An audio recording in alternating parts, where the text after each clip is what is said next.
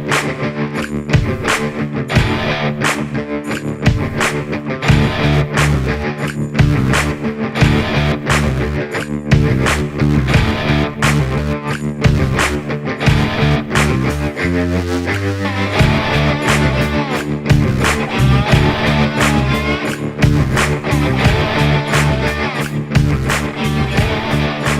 everyone, welcome back. Expanding the Zone. I'm Shayne Combs here with my brother Matt, and Matt, we're diving right into show 33 here in season 2. This should be show number 3 here, and I know from the feedback and looking at some of the views and some of the numbers there over the last couple of weeks, really appreciate the support. Last week's show was a lot of fun with.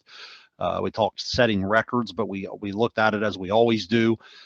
Through the perspective of leadership and how the ability to set goals and pushing kids not too far to the point where we set them up for failure, but at the same time not selling them short. And I just thought it was a great show, a lot of fun from a sports standpoint in terms of talking the records and so forth, but at the same time looking at expectations.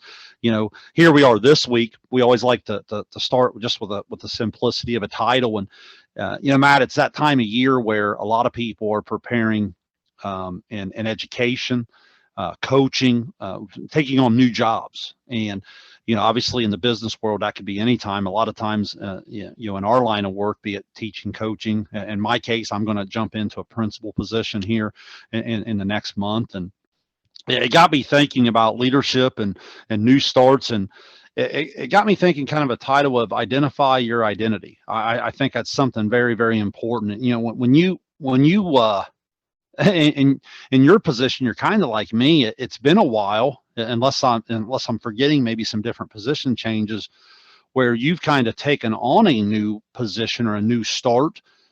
What kind of comes to your mind when you start thinking about what it is you need to do first when you walk into a new position of leadership?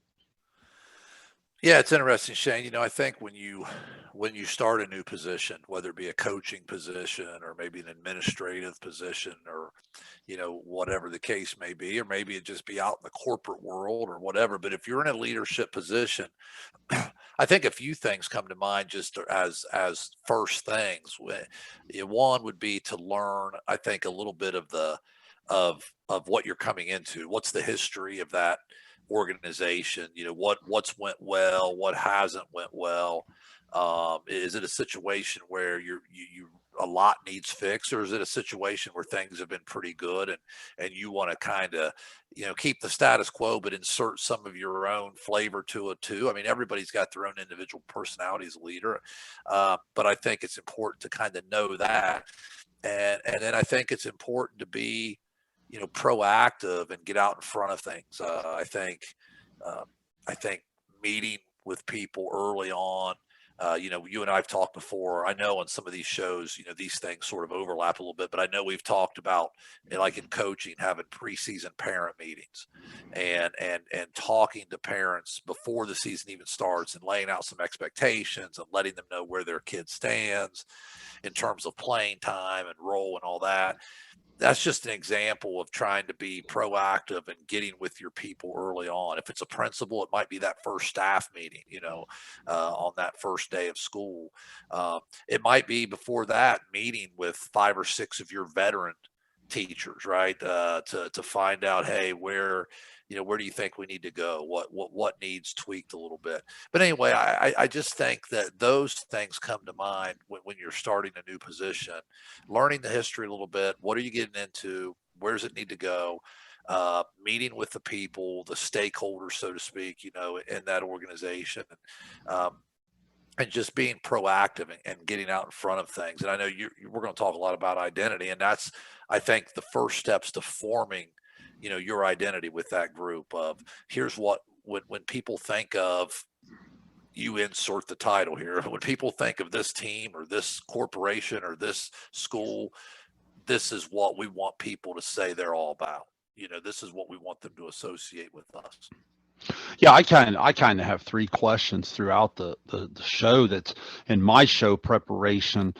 kind of drive the entire topic for me. We're going to look at how do you form an identity, as you just said, how do you execute identity, and then how do you grow your identity? And again, so settle in with us here. I think this is going to be one of our best shows. If you're watching us on YouTube, SVC Sports Zone, Shayne, thank you so much. If you're listening to us, again, you can get us on all the podcast apps, iTunes, iHeart, Spotify, all the way through.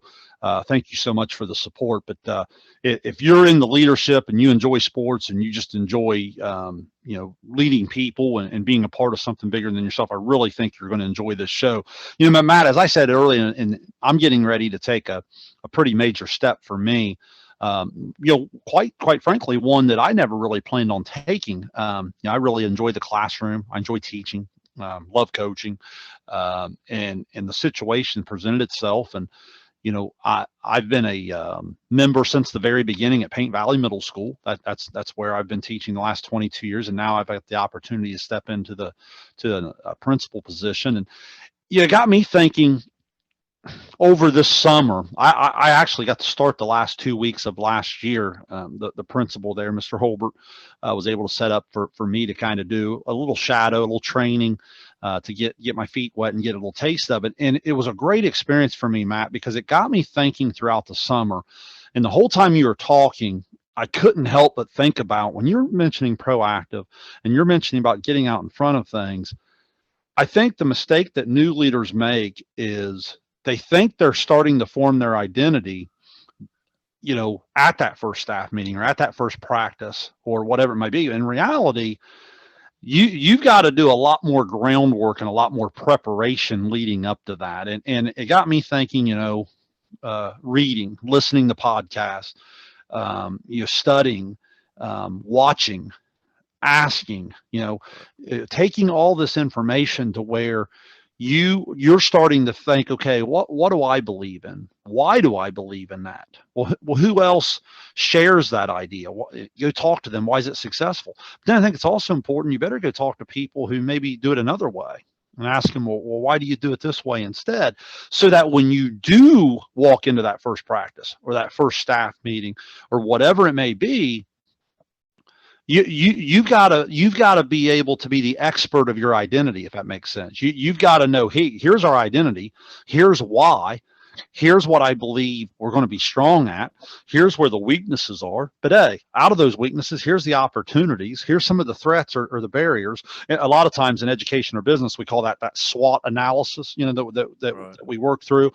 But if I followed you correctly, when you're talking proactive and different things like that, don't you think a little bit of it is research based and making sure that you have a great knowledge inside out of your identity and why you believe that?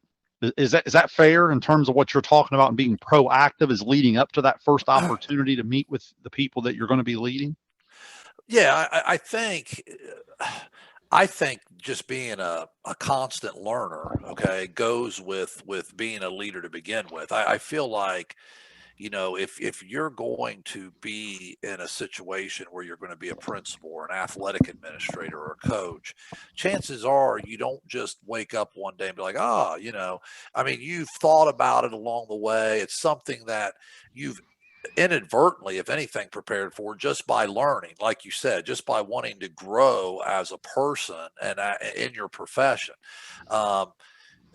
Whether it be, like you said, reading, listening to podcasts, talking with veteran coaches if you're a coach, or talking with veteran teachers if that's your field, or talking with other principals, people who have done it in the past. I mean, I just think that anybody that's good at what they do probably constantly tries to learn and evolve. I don't think the learning ever stops. Does that make sense? I mean, you're Makes total constantly. sense. Don't you feel like sometimes we think of leaders as great speakers, which is probably true, but don't you think some of the best leaders have the ability to shut up and listen sometimes too, and really get a pulse of what's going on around them? That's kind of what you're talking about, is knowing, hey, how was this before I got there and why?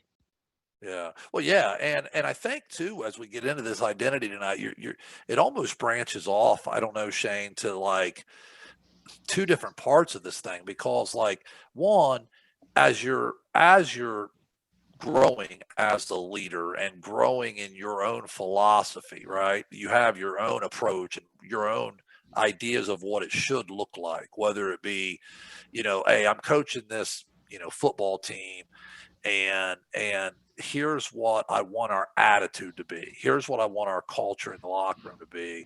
Here's what I want us to really be about. That's the philosophy side of it. But then also then when you take like with a sports team, you take that identity over to the execution side, which I know you'll get to more about execution. But now it's okay. Yeah, we believe in acting this way and conducting ourselves this way. But now let's get specific about what are we on the court or on the field? What's our identity? You know what I mean? Mm. Are we a Yeah. five wide, spread it out, throw it all over the place team in football? Or are we a pressing full court, fast break, shoot the three team in basketball? So you understand there's two different branches to that almost. There's your philosophy on how you want to run an organization, but then there's also what's your identity within that, like how do you execute that on a day-to-day basis? Yeah, Matt, when I think of forming the identity and that research and knowledge, I got to I got to looking at it through a perspective of sports, and then I started trying to really work on it from the perspective of our principal as well. I just want to share the sports analogy with you. I'm someone that in my perfect world, I love to teach hardcore man to man in the scrimmage area on the defensive end. I love to shoot the three on the offensive end and spread you out and share it. And baseball, there's a lot of philosophy in terms of grinding out at bats and doing the little things and creating offense 1 through 9 in the order, all of these different things. And what I wanted to ask you is when I think of your Vinton County program, one of your staples over your 2 decades now is switching screens. So like if I were to just put you on the spot here and ask you, say I'm a coach at a clinic and I just walk up to you and say, hey, Matt, I know Vinton County, you switch screens for the most time. I assume you really believe in that. What's your 2 to 3 minute answer in passing that explains why you believe in that? Like what would you sell your identity on switching screens in terms of why you do that? Yeah, I mean, it could take, what we could sit here and talk about this for a long time, but if it was a brief, hey, kind of in general, why do you do that? I think I would tell them things like, look, we feel like it blows up the other team's set plays. We feel like they have to prepare for it in practice now. They can't just run normal screens. They have to slip a screen or they have to do different things to adjust to us switching.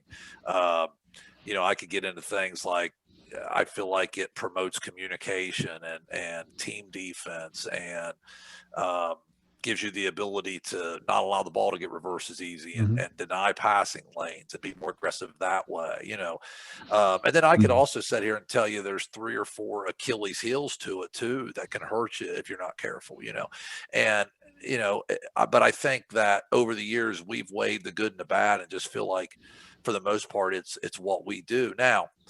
It's funny when you get into philosophies like that in sports. Sometimes you have to adjust things to meet your talent level, right? And some years, years ago I had a 6'8", 340-pound post player. He wasn't going to switch out and guard the other team's point guard, right? So we had to make some adjustments because we liked playing him because he was a factor, but he couldn't play the way we typically played. So I think you have to adjust. And I think don't you have to adjust as a principal sometimes in the execution of what you do? Hey, we wanted to do it this way, but because of our current staff, our student body, what our board of education wants us to do, it could be anything. We have to take this approach. So that would be my answer to that. And listen, here's why I believe in this. But I would also tell you, depending on the year, you may have to tweak that a little bit. Well, I think that's outstanding, and the reason I asked you that, and I don't even know if you realize you were doing it here. You almost led me perfectly in every week. For those that maybe don't listen to us every week or you're new to the show, every week I always try to have something in my back pocket that I ask Matt, kind of that's really a staple of the show, a question that I think really drives the show that he doesn't always know is coming. And Matt, you started to touch on it there. I wanted to ask you this question. In high school, resources, talent, like you said, it's a principal, maybe it's resources, maybe it's staff, maybe it's money, whatever. Business the same way. In coaching, it would obviously be your personnel, things like that. Do, to what level do you have to adjust to what you have? So Matt Combs or Shayne Combs or whoever is leading has this identity. At what point or at what level do you feel like it's the job of the leader to adjust? And then I wanted to get your take on that. And then I had a different direction I wanted to go with it, but I wanted to start there. So to what level do you feel like you have to adjust? Like, so you said you had a really good player and you thought, okay, well, he needs to play. Right.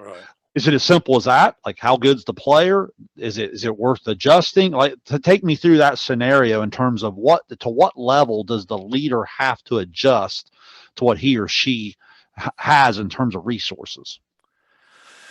I think that adaptability is what I would call it. I think it's the number one thing in a lot of ways to your success as a leader, because I just think people I don't know. I feel like there are times, Shayne, where people let's take coaches for instance, because we talk a lot about coaching on this show, obviously, but like I feel like there's a lot of times coaches run a system because it's what they know. Hey, I'm going to teach this because this is what I know. And I don't feel like that's good enough, honestly. I feel like as a coach, it's our jobs to put kids in situations to be successful. All right. And you can't convince me that scenario I gave you with that big kid I coached years ago. Hey man, you're just not getting the job done guarding the other team's point guard. Is that fair for me to say that to him? No, he's not capable of doing that. So as a coach, are you going to put kids in situations where they can be successful or situations where they're going to fail? And if you're going to put them in situations to be successful, you have to adapt and change. I've had discussions. I don't want to stereotype anybody, but I've some of my football friends over the years, I've asked that question, like, look, man, why? I don't understand sometimes why football coaches say, this is what we run. We run the whatever, I don't know, wishbone, back in the day, right? Back when no one does that anymore, like the Oklahoma Sooners back in the day, right? But no, whatever your offense is, this is what we run.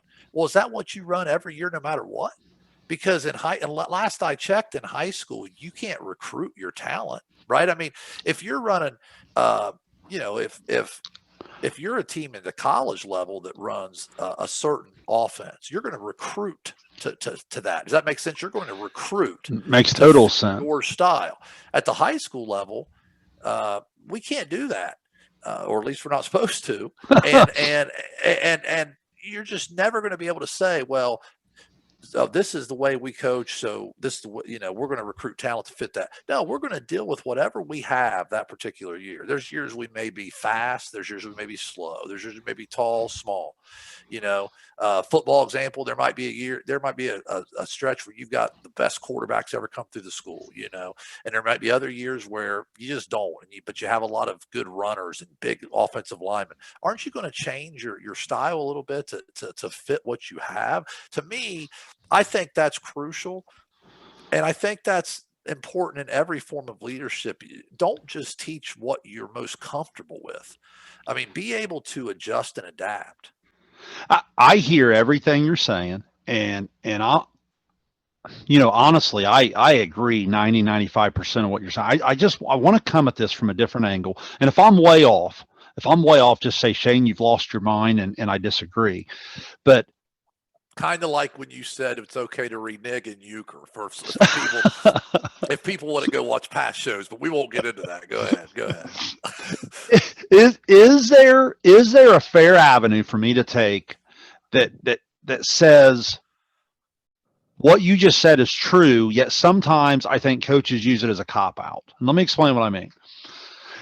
If you're a newer leader and you're just getting started, you're taking over a basketball program, a football program, baseball program, softball program, volleyball program, whatever it is. Maybe again, you're walking into a new principal position, or you're asked to lead a department in your business. Right. In the first year, couple, 2, 3, I get you. But after a while, to me, that becomes a little bit of a cop out for this reason. If you truly know how to form your identity and you've researched it properly and you believe in it, and you've looked at, for example, you've looked at, well, what kind of personnel comes through the school over the last 5 to 10 years? Is it a group that's usually really tall? Is it athletes? Are they tough kids? Is this particular sport going to be their number one sport? Am I going to get them just a little bit? And I believe, Matt, what happens is I start to talk about how you execute your identity starts to drive your decision making. Your identity starts to drive your player personnel.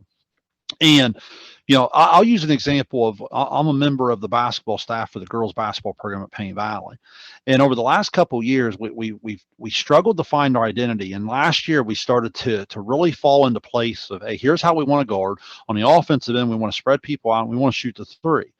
Well, this summer, Matt, we started a thing called, earn the right for the green light. Hit 1,000 3-pointers before August 1st was our goal. Right. And here we are about a week to go. And in a program our size, grades 8 through 12, we're going to have nearly 15 people get to that goal. Right. And probably another 4 or 5 get around 500-600. So my point is, if your identity is driving your player development or your staff development, whatever it may be, don't you think that lends itself to more of what kind of talent or what? I don't think at Vinton County it's by accident that 90% of the kids you've coached over the last, say, 15 to 20 years can guard 3, 4, 5 positions, because again, the identity of what you do has kids growing up learning how to do that. If I were to use another example, local listeners will remember the Rick Van Meter Greenfield McLean days, right? Right. I'm guessing if you walked in, throughout the 25 years he was there, into a 6th grade or a 7th grade or an 8th grade practice or a summer camp, I'm guessing they learned how to cut hard. I'm guessing they learned how to jump, stop, and pivot. And I don't think it's by accident that it seemed like every year guards from about 5'9" to about 6'2", who had great feet and great ball handling skills and were tough as nails and could get in a defensive stance, was growing on trees in Greenfield. You follow what I'm saying? So by all means, I watched the great coach Van Meter. When he would have a post player or would he have a different type of player, he'd go. Coach Gary Kello is another one I've seen adapt over the years when he's had the special talent. I've watched you, as you just said, when you have those special talents, tweak what you do. But am I missing something? I mean, have you just gotten real lucky at Vinton County that you have that? Or do you think it has something to do with the culture, your summer camps, your junior high philosophy, your JV philosophy, that leads your identity, leads your player development, that puts people in those positions less and less and less to have to adapt? So you understand where I'm coming from when I use the term cop out? Maybe that's an unfair term, but I think sometimes it's like, I don't really have the personnel to do what I want to do. I don't know that I always buy that. No, Shane, I think we're talking, in some ways, I think we're talking about two different things, maybe a little bit here, or I don't know that we disagree. I just think we're coming at this from two different ways. I think a lot of what you're talking about is, having a staple in your like those staples of your program, right? Those either philosophy wise, maybe you have your non-negotiables of, this is what we want our culture to be. This is how we want to treat each other, right? This is what we want our locker room vibe to be. In terms of on the field or on the court, you have those things that, those staples of your program, whether it be, teams that play really smart, or we're going to be a team that dives on the floor for loose balls and really scrappy and all that. I just think when I talk about adaptability, I'm just talking about being willing to be flexible when it comes to whatever skill sets your kids have. Like the 1,000 3 thing that you guys do,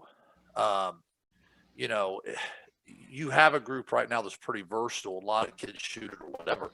If you had a 6'4" girl that just couldn't go outside of 15 feet, I'm guessing you'd probably try to figure out a way to get something out of her. You know what I mean? And it may not do her any good to come in and try to hit 1,000 threes in the summer. Maybe it would, if if a kid comes in and it takes 15,000 threes to make 1,000, I don't know that you want to give them the green light, right? I mean, if that's just No, not but what in they all do. seriousness, Matt, what happens is if the kid is a say an eighth grader or freshman or sophomore and they're starting to shoot it now, Right. where are they? Like I'll be honest, we've got some kids that are going to be north of 13, 1,400 threes that 2 years ago couldn't hardly hit the rim from the 3-point line. You see what I'm saying? So my Right. point No. is it a cop out sometimes of like, oh, well, that kid can't shoot it. Let's just not shoot it. Or is it our job to get them in the gym and do form shooting and then move them back and then move them back and then next year do a little bit Well, more? yeah, I think if you think they're capable of that, I think it's our job again to put them in a situation where they can be successful. And I think it's our job to recognize what they're capable of. You used a couple examples there, Coach Van Meter Yeah. at Greenfield. He was known uh, on the offensive end a lot of years of, hey, we're going to have great shot selection. We're going to be patient. We're going to work it. We're going to cut. We're going to. All of a sudden, he had a kid named Dante Jackson, and all of a sudden, it's like, oh, go ahead and let her rip. You know what I mean? So he was smart enough as a coach to understand I've got this once in a lifetime talent sitting over here. And I'm going to let him go. Or whether Coach Kello, the year they won the state championship, did that with Anthony Hitchens and those kids. I mean, so it may not have fit their style of basketball typically, but they Mm-hmm. understood they had this talent that was unique and they had to go a different way. And I think sometimes it's not just rebooting or upending everything you try to typically do. It's just adapting some things, it's just tweaking some things a little bit. I think that's what we're talking about, maybe more just on your style of play or whatever, not your philosophy or not what you're trying to get across. That makes sense. I mean, That like makes there's total a sense. certain your Mm-hmm. identity sometimes has these non-negotiable permanent Yes. staples, but you have to maybe within the framework of your day-to-day operations tweak things a little bit for certain talent levels or certain types of kids or whatever.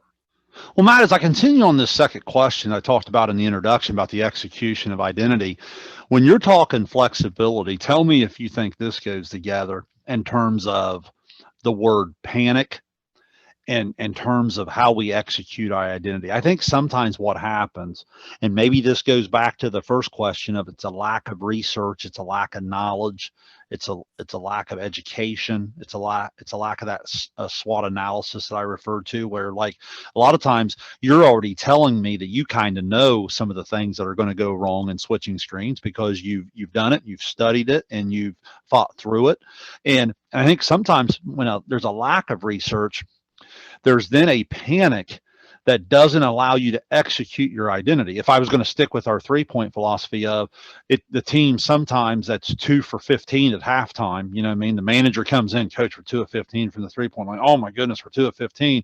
People in the stands are going to be saying, oh, here they go again, undisciplined, whatever. Maybe we shouldn't shoot the 3 in the third quarter. Well, right Oh, hold there's on what a you're. Yeah, right, right. there's that panic or that Yeah, I was wondering what's your take on execution, because I think sometimes again, a principal can walk in, he or she has something they want to establish. Well, a lot of times, setting a precedent and then following through and then following through, tweaking it, doing these things, you may not totally, executing the identity, you may not get to a point where the identity is taking form until the second or third year in some cases, right? Don't you think sometimes in this microwave society that we live in, I've heard some people have heard me on SVC Sports Talk before about, hey, we don't cook in the crock pot anymore, right? It's a microwave instant, got to have it right right, now. right. People are walking in.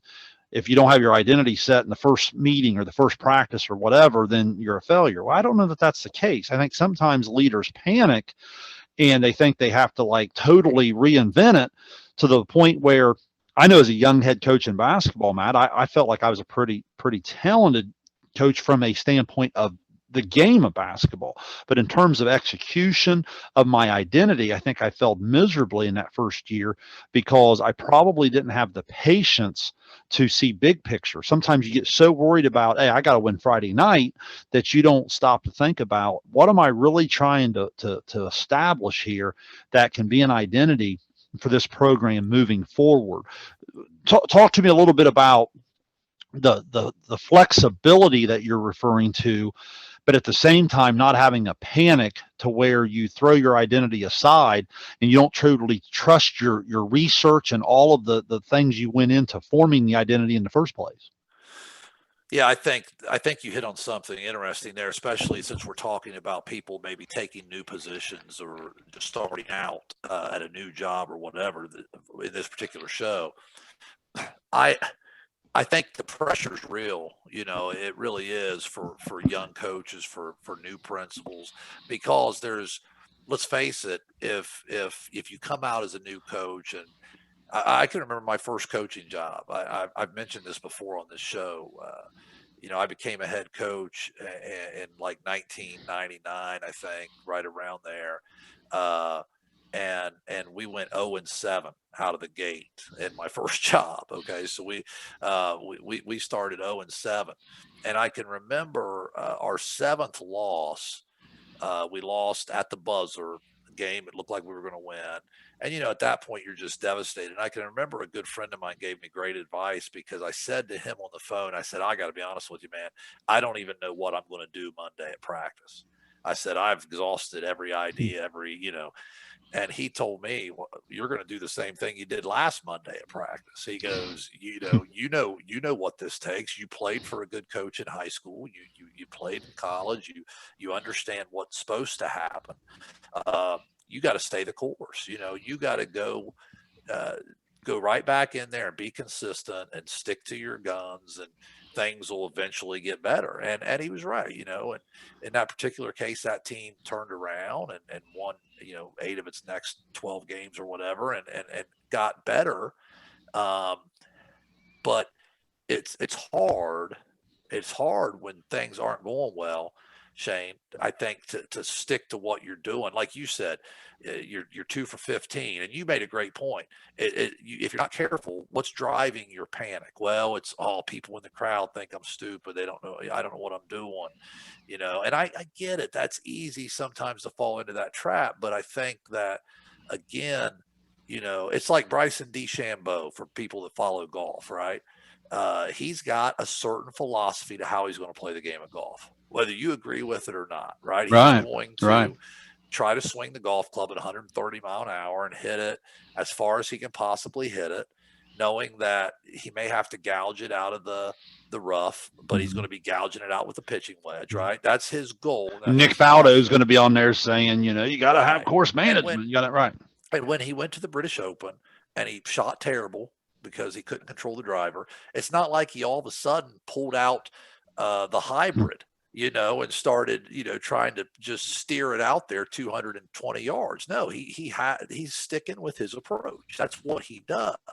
Now, if if he doesn't win a golf tournament for the next 4 years, maybe that adaptability I said needs to be considered. I think there's a line there, Shayne, between What, Matt? What is stubbornness. that? What is that line for a young coach? If you can take yourself back to that side of Illy or Portsmouth East at that time, Right. what is that line for a young leader in terms of, hey, I'm going to do what I did last Monday compared to, whoa, this isn't working? Where is it? A trust from the research that you've done? Is it an experience thing that you call back on? And again, as a young coach, maybe you don't have that experience yet. What Well, what would be the piece of advice in terms of identifying that line of, hey, stay the course compared to, wait a minute, I need to maybe tweak this?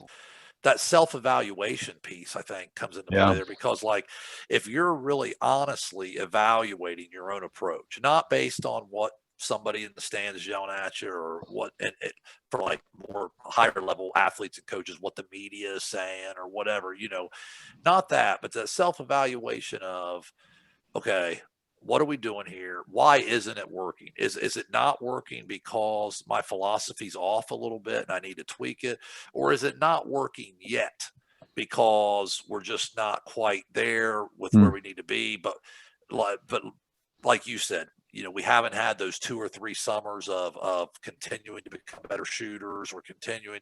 Is it something? Is there light at the end of the tunnel? Like, hey, listen, I can see this turning.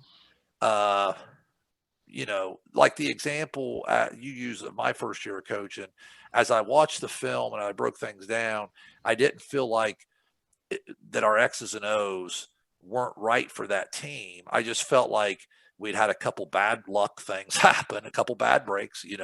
Our confidence was hurt a little bit because how it is when you lose. It's like, here we go again, here we go Mm-hmm. again, and we just needed to sort of get over the hump.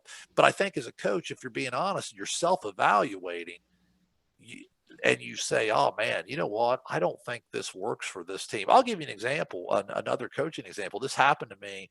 I had a team years ago at Benton County. We started the season like 3-2, I think, in the league. I think we were 3-2 in the league, and it was a team we thought was going to be pretty good. But it was a team that we had 10 or 11 guys that we thought could play. We were going to press, that we had committed to being more of a pressing team. And we came out, we worked on it in the summer, we worked on it in the preseason. Well, sometimes that can be fool's gold when you press early on in summer and preseason because the other teams aren't ready for it. They kick it around. You think you're better than you are. It's really they're worse than they're going to be. And the next thing you know, you get into 5-6 games in and they're picking that thing apart. Your press isn't as effective. And we had to take a long look as a coaching staff, and we had to say, hey, did we make a mistake with this? Was this the wrong approach? And we decided that it was. We had to face our team and say, look, guys, we thought this was going to be right for us. It's not. It's not working. And as we watch film, we don't think it's going to get better, doing it this way. And we can sit here and we can be bullheaded about it and just say, hey, listen, this is what we're going to do, or we can adjust. And we had to adjust. And that meant we're not playing 11 guys anymore. Maybe we're playing 8. So that's going to hurt a few kids getting some playing time. And I had to admit I was wrong. We all had to, to get it out there. And that team ended up winning every game the rest of the season and winning the league. And I think it was because we admitted our mistake. We just admitted it wasn't right. So there's that fine line, Shane. It's so hard sometimes between when do you pull the plug, right? Mm-hmm. Are you panicking and say, oh, let's change something, let's run a different offense, let's do this, or is it literally time to change? Mm-hmm. And sometimes that's the trick. Think about it as a principal, right? I mean, you see our principals and superintendents in our schools, they have a philosophy, they have a certain way they're handling their staff, and then all of a sudden things aren't going the way they want them to go. When does that point come where you say, you know what, we got to change the way we operate, or hey, we got to stay the course? It's really tough sometimes to make that call.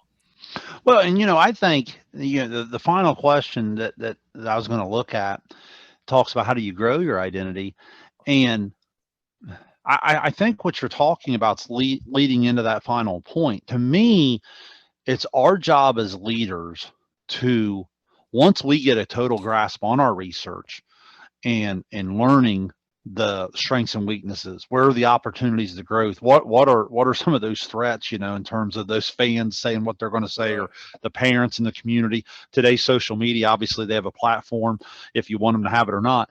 It's a situation of how do you grow. I think to me it's you have to motivate and you have to spread your knowledge to the stakeholders that are involved in this with you. And what I mean by kind of educating people involved, I go back to the 3-point philosophy of, there for the longest time, we thought, we'd like to make this many, or we'd like to make this percentage.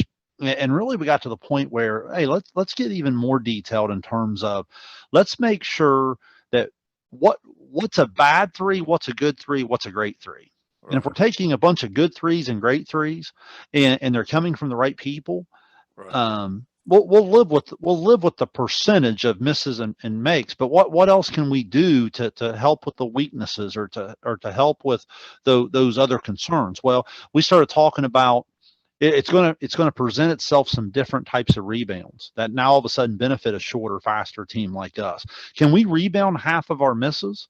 Right. Can we give up zero transition opportunities based on great floor balance, which then allow us to play in the half court defensively? And a lot of that comes back to shot selection, right? So you're starting to educate people a little bit more. The same way if you're switching screens. I'm guessing after this many years, you're able to almost early season practices almost proactively coach certain situations, I'm guessing, that probably save you a lot of headaches later because all the years you've done it, you've recognized. I think the same thing can happen in terms of teaching. You know, when you have those particular students in the past, what do? You learn some classroom management things, and then you understand in the future situations, hey, I want to get out in front of this a little bit more. I want to establish this procedure. I want to sign.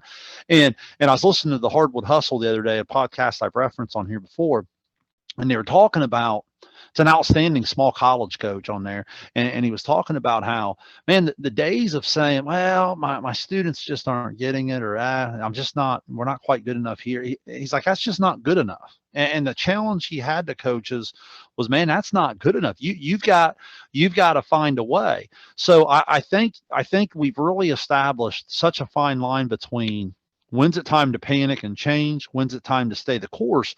But I think once you identify how to stay the course and you trust your research and your knowledge, I believe, Matt, the way you grow your identity is you have to educate and motivate your stakeholders. If you're a principal, it's got to be your staff and students, right? It's got to Right. be your community members. It's got to be, I know as a principal, I'm looking at a way to have some town hall meetings, and I want community members coming in and speaking to our kids, particularly some Paint Valley alum and some local business Right. people coming in and investing in a team effort in a small community. And I think, I don't know if it's going too far. I mean, sometimes I think with coaching, it's motivating and spreading the knowledge and spreading your identity to your fans, to your parents, to your kids. Am I taking it too far there? I mean, sometimes I think these programs that have the identity, you almost see it in their fans' IQ. I don't know. Am I stretching there a little bit? Is that a fair thing? Once you truly get into year 3 and year 4 and year 5, and you start to see it cycle through, some of the real identity rich programs that I see, it truly becomes embedded throughout their even their community. I don't think there's any question. I think there's two or three things you said there that resonated with me. I'm gonna try to touch on them. I think one. I think it's that short term vision versus long term vision a little bit. I think you have to have, when you first start a position, there has to be an immediate, okay, what do I want to do right this second? What do I want things to look like in the next month, 2 months, whatever? Like the president, they always say the first 100 days of office, right? Like, what do you want to accomplish then? Versus, if I'm fortunate enough to be in this position 5 years down the road, what do I want things to look like then? Yeah. Because you're not going to just go from 0 to 100. There's a process here, and you're going to have to start with something and then build up to that other stuff. But so no, I think there's definitely, I think when you're starting off in a position, there's got to be one or two things, in your mind, like we talked about earlier, through all the years of educating yourself and thinking about this and developing your own personality as a leader, right? You know what you want your identity to be. But there's a time frame for that. So what's the first part of that? Okay, well, like we've used your example. Hey girls, we're gonna shoot some threes. Well, that's now become, hey, we're talking defensive transition and shot selection and grading your shots. And you see the difference in there? It went from, we're going to be a 3-point shooting team, to all these details about why you're a 3-point shooting team. Like, Mhm. you talked about our defensive philosophy. Over the years, it gets more and more specific, right? As you're working through Mhm. things. And now, like you said, kids grow up in the program from junior high on up doing those things. Now it's easier to be more specific with them because they're more used to what you're doing. But I think that, so I think that's a big thing, that short-term goals and vision versus always keeping that long-term vision in the back of your mind. You mentioned, uh, I don't know how you worded it, but you mentioned something about blaming your people or I don't know how you put that about Basically, I was talking about how the message has to be to leaders that saying, "Hey, we're just not good enough," or "We don't have this right, resource," or whatever. It's right, just not good enough. We got to be better. right. I couldn't remember how you were saying it. Right. It took me back to an Urban Meyer thing. I listened to a podcast that he's a part of, a Focus 3 podcast that he's a part of sometimes. And he said, he told his coaches at Ohio State, we're not going to blame the players. I don't want to hear you say, oh, well, this player's not good enough. Well, we recruited him. So if he's not good enough, like in that situation, if you're the wide receiver coach and you go to Urban Meyer and say this guy's not good enough, he's going to look at you and say you thought he was good enough, gave him a scholarship. You can't recruit. So his point was we're not going to blame the players. There comes a point in time where let's say somebody's not getting the job done. If they're not getting the job done, his point is this: you either have to teach them and get them to the point where they can get the job done, and if that doesn't work, you cut them loose because you can't blame just to sit around and blame them doesn't do you any good. That was his point. You know what I mean? It's like there may be a kid who's not good enough to play football at Ohio State. We thought you were. It didn't work out. You're not good enough to play here.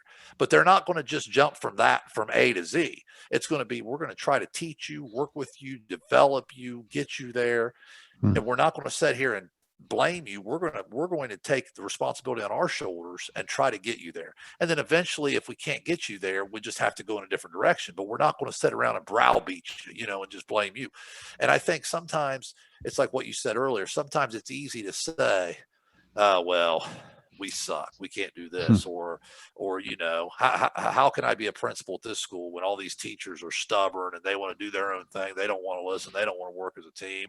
This teacher's been teaching 25 years. She's not going to change, And you get in those types of mindsets as a leader, and you're basically just throwing in the towel, and that's not effective leadership. So I think that, I think what you said there is true. I think that we have to continue to try to develop the people that we're leading. And I think we have to have that short-term vision, what we want to do right now, and then what we want it to look like down the road. Let's face it, like the old saying goes, if you walk into somebody's practice, you should know what their identity is within the first half hour. Even no matter what drill they're running, no matter what they're working on that day, if you walk into somebody's practice who's all about taking a charge or diving on the floor for a loose ball, no matter what defensive drill they're doing, you're going to hear that coach mention that. Get on the floor, take a charge, or if it's make the extra pass maybe on offense, maybe that's part of your identity. Share the ball movement. I'm guessing if you sat in on a film session or a practice of the San Antonio Spurs with Popovich, there's going to be talk about spacing and ball movement and stuff like that, no matter what they're working on, because that's a part of who they are. So, to me, it's interesting. There's so many different angles of this, Shayne, that you can go. But yeah, I think in terms of growing your identity, that's when you get to a point where you can be more specific, like you said. Now your community can be a little bit more involved in it because, once you've gotten your organization on the right pace, now you can start to grow outside of the organization as well. Matt, don't you think it's a little bit of this? This is something I thought about just driving down the road, the other day in preparation for this show. A lot of times you and I will get an opportunity to speak at a camp or do different things, or think about it early in the school year. A lot of times you have that professional development, that guest speaker come in, right? And they talk to you a little bit. A lot of times it's the difference between being that professional development guest speaker compared to actually being the leader of a group. If Matt Combs is invited to come in, hey Matt, why don't you come in and talk to a group of coaches about switching screens? Well, you can go in and you can give a really impressive speech and a presentation, and then you can get in your car and go home. And if it worked for them, great. If not, great. But if you do the same thing to a group of Benton County at your first basketball practice this upcoming season, there's two different things there, right? One, you're just offering it. Hey, if this is for you, great. If not, then that's fine too. But on the other side, you've got to be a little bit more passionate in your delivery and demanding the buy-in. Do you follow what I'm saying there? It's kind of like I think it's as much the delivery and the people skills and the motivation in terms of the buy-in, because if you're truly going to grow identity, I think, you know, you can only lead it so far. At some point, the stakeholders have to have an investment. At some point, they have to almost take it and be like, yeah, I want to do this. I want to do this. I want to do this. And they've got to branch out, and then they've got to motivate. So it's the principal maybe motivating some teachers, who's going to motivate some students, and then they're going to get some parent involvement. And hey, let's get this community member in here and let's do this. And before you know it, it's more of a collective or a collaboration rather than just one person passing out this fancy pamphlet on the first, you know, staff meeting and saying, hey, here's our identity. You follow what I'm saying there in terms of the stakeholders? It is. It's really, it's interesting the way you laid the show out. I don't know if you intentionally did it, but in a way you went from easiest to hardest, because the easy part is forming identity. Think about it. That's not that difficult to form identity. In fact, it's almost natural to an extent, because you're forming your identity, Shayne, on your beliefs, basically, and what you believe, and, you know, through your education and all that. It gets a little tougher when you have to start executing that identity, right? When you have to start taking that and getting your people to do it, getting them to buy into it, hopefully. And then how much more difficult is it then to take it to that last level of actually taking that and growing it? You know, I remember Tom Izzo saying, you know, a player-led team is way more effective than a coach-led team. And what he means by that is, you know, if the coach has to be the leader all the time, you're not going to be as good as you are when you have players that take care of some of that stuff. Sure. You know, have the on the floor leadership, maybe have that in the locker room when the coach isn't even looking type of leadership, right? But, and he's right, but think about that. Somewhere along the way, Tom Izzo had to develop that to get his players to a point where they can be leaders. He didn't just come in, you know, it's not like he came in his first day at Michigan State and said, okay, guys, what are we going to do today? You lead. No, I mean, he was the leader. He had to set a tone. He had to form identity. He had to execute. And then eventually his program got to a point where his players start to take the reins and become leaders. But it takes time, and it takes leadership from the head person, whoever that is, to get the people going. And then hopefully it's like a snowball effect. You know, it starts going downhill, and it's getting bigger and bigger and bigger, and more collaboration, and more people involved, and more ideas. But again, it starts with the leader. Matt, this has been a really, really fun show. I guess I've reached the point in my agenda where I've kind of gone in the final thoughts, so I'm going to kind of get us started here. And if there's something else, feel free to jump in and still go, because again, we're never on a time limit here. Sometimes it's 40 minutes, sometimes it's an hour and 20. Our goal is to, again, not to be right, but to get it right. It's a situation where you were mentioning about what's easy, what becomes more difficult, and what becomes hard. And man, one of my favorite leaders here in recent, like we always try to make a connection to what's going on. Well, the NBA Finals is obviously one of the biggest sporting events going on right now, and with us recording here on Wednesday night, just last night, the Milwaukee Bucks ended up winning in 6, and yeah, they defeated the Suns, led by Coach Monty Williams, and man, this guy's become one of my favorite in a hurry with just the way he talks to people, and it got me thinking about how, you know, throughout the playoffs, you had some situations where, like here in the last year or two, you know, Monty Williams coming into the Suns, or McMillan taking over there with the Hawks. And, you know, obviously all those guys, if they're coaching at that level, can coach the game of basketball a little bit, right? Or you don't get to that level unless you know a little bit of what you're doing, or at least could really play the game. And it just makes me start to think that a lot of times it may not be an X and O or this or that. A lot of times it's just your ability to lead people and to communicate again and motivate.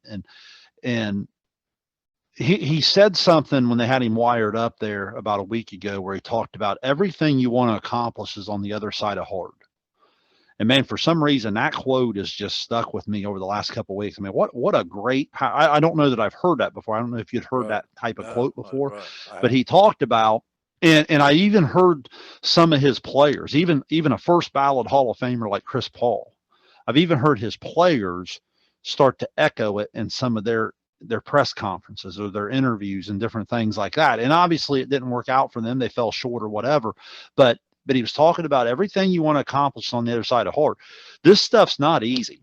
You know what I mean? So Right. it's one of those things where I tell kids all the time, winning's hard. Yeah. Success is hard. You know what I mean? It's a lot easier to fail the test than it is to get an A on it, Right. right? Right. It's a lot easier.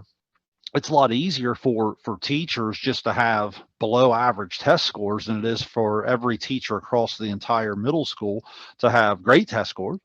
It's Mhm. hard. And so that quote to me, talking about, the podcast I referenced about how we as leaders have to understand that, hey, that's not good enough. We've got to be better, as well as understanding everything we want to accomplish is on the other side of hard. I think that kind of serves as a motivation in terms of what we're trying to do in terms of forming and educating our knowledge and our identity, executing our identity, knowing there's going to be bumps in the road, but then our ultimate goal has to be to grow and to have stakeholders invest in our identity and having their voice. Maybe one thing I didn't touch on there in my notes is having their voice. I remember earlier on I said talking about being a great listener, having their voice and their ideas almost add to or help refine the identity to where it becomes something the entire group can then invest in. So I guess that particular quote was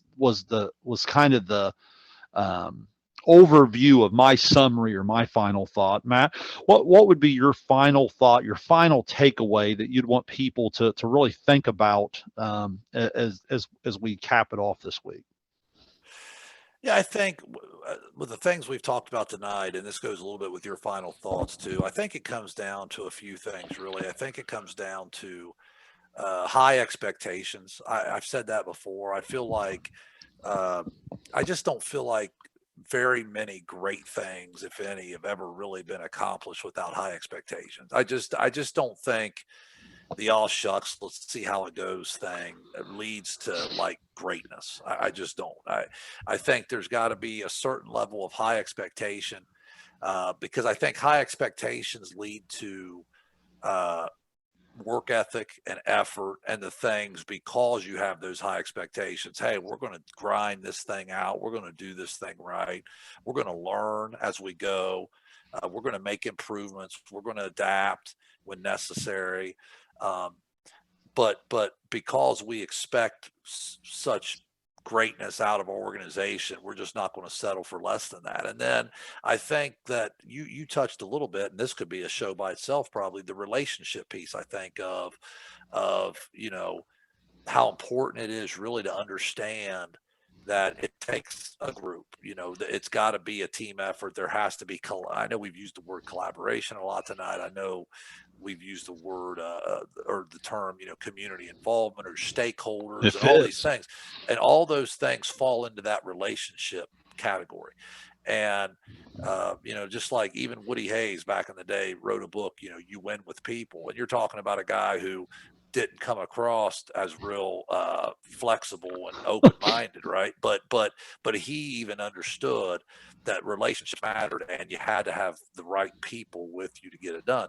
So to me, I just think that's what sticks with me out of this. When you start talking about identity, it's those high expectations. It's understanding the relationship piece and how important it is to have those people with you. And then I just think that work ethic and just not giving in on it, and just continuing to. But I do, like I said earlier, I do think there's some flexibility necessary. I do believe in adapting a little bit along the way, but I think it's a process. It's the grind. It's, hey, we're going to see this thing through to the end, and I think with those things, uh, then you really start to get that identity that you're talking about.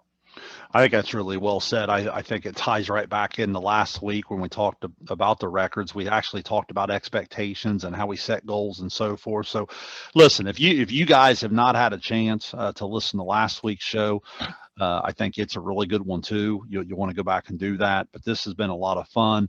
You know, I look forward to a great season ahead. Do yourself a favor and at least subscribe to the YouTube channel, SVC Sports Zone Shayne, and get somewhere on the podcast where you get it. I know a lot of times, Matt, with my favorite podcast, I don't get to listen to every one, but I never want to miss a show. You know, maybe a title catches or an introduction, and that's why we try not to waste your time too much. We try to get right into it. So make sure you subscribe, get yourself in a position on expanding the zone here to where you're not missing anything. So Matt, that was a great show. I feel like it was one of our better ones in terms of, at least, yeah, as I always say, I come away with these things as professional develop for me. I hope it does the same for our leaders out there. So I know we have some great topics in mind, and look us up on Facebook and Twitter. It's SVC Sports Zone. You can also email at admin1@svcsportszone.com. So, well, Matt, on that note, I think I'm going to cap it off. Great show. Look forward to doing it again next week. And again, appreciate everybody's support here on Expanding the Zone. Look forward to coming to you again with a new topic next week. Thanks, everyone.